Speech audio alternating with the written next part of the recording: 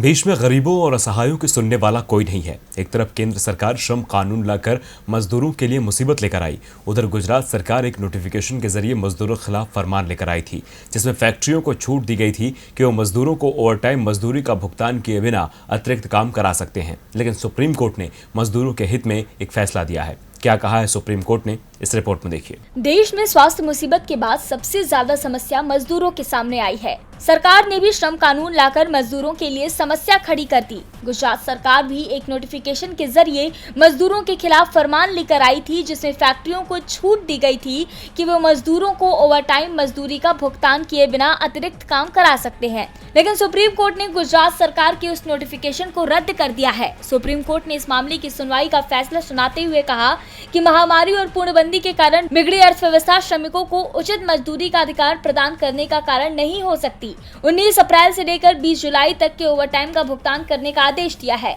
Justice D.Y.. Chandrachud की अध्यक्षता वाली पीठ ने कहा कि पूर्णबंदी के दौरान श्रमिकों को अभूतपूर्व सामाजिक और आर्थिक चुनौतियों का सामना करना पड़ा। कानून का उपयोग जीवन के अधिकार के खिलाफ नहीं किया जा सकता। दरअसल गुजरात सरकार ने 17 अप्रैल को एक अधिसूचना जारी की थी, जिसमें उद्योगों को लॉकडाउन अवधि के दौरान फैक्ट्री अधिनियम के तहत अनिवार्य कुछ शर्तों में छूट दी गई थी। अधिसूचना में कहा गया था कि गुजरात में श्रमिकों से 6 घंटे के अंतराल के बाद 30 मिनट के ब्रेक के साथ 12 घंटे काम कराया जा सकता है।